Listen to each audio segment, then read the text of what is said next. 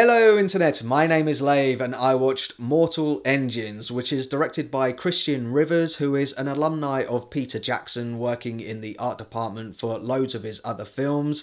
Peter Jackson is also working as a producer on this, and he also did the screenplay alongside his wife Fran Walsh and Philippa Boyens, and they're adapting it from the book by Philip Reeves, which I haven't read. This one is set 1,000 years in our future after we've destroyed the planet from warfare using this digital nuclear bombs technology called Medusa.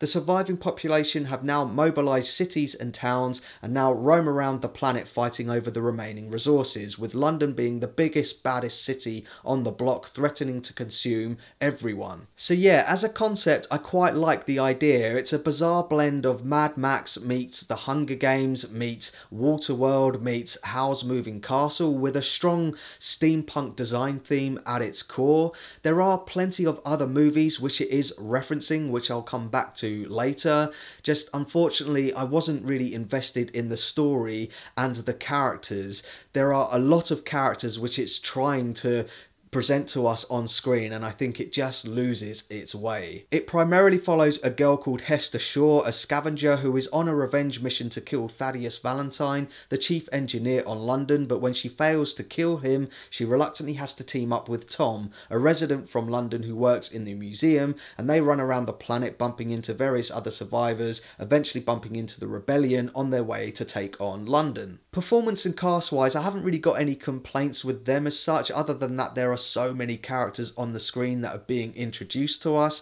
I thought the girl was alright, the guy was a bit of a drip, but none of them have been done any favours by a really weak screenplay, which is full of these really terrible one-liners like, now it's time to go, and it's like, no it's not, now it's time to go, and I'm going to live, and your history, and it's like, oh my god, this is the same team that adapted Lord of the Rings, really? But like I say, it primarily follows Hester and Tom, and I just really wasn't invested in the will they, won't they relationship which develops over time, which we find out about through huge exposition dumps. The entire film, the first hour and a half, is basically just pure exposition with characters explaining their backstories, and I get in a film of this size, which is new and it's introducing us to a new world, that exposition is needed, but there is a limit. I mean, when characters are explaining stuff which other characters should already know, it is a sign of a flimsy screenplay.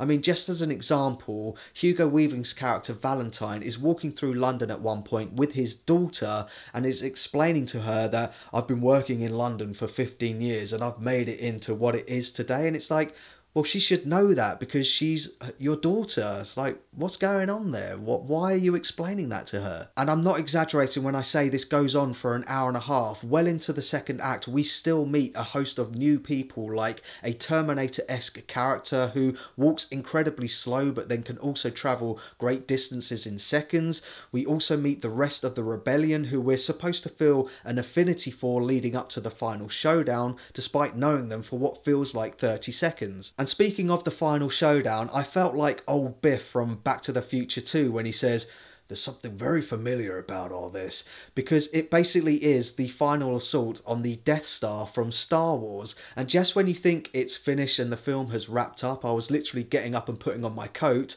it carries on for another 20 minutes and builds up to another Star Wars reference, which it then chickens out of saying. I was sitting there thinking, oh, go on, say it, just say it, go on, get into a lawsuit with Disney, that would be brilliant. The film does have some awesome CG set pieces in it though, by Weta Digital. It does feel like they are returning to form. It doesn't feel like The Hobbit where it was obvious CG. It feels real and tangible and epic in scale. It's just the story and the characters, the overabundance of characters. Like I mentioned, the daughter at the beginning of the film, she has her own subplot. She then disappears for large chunks.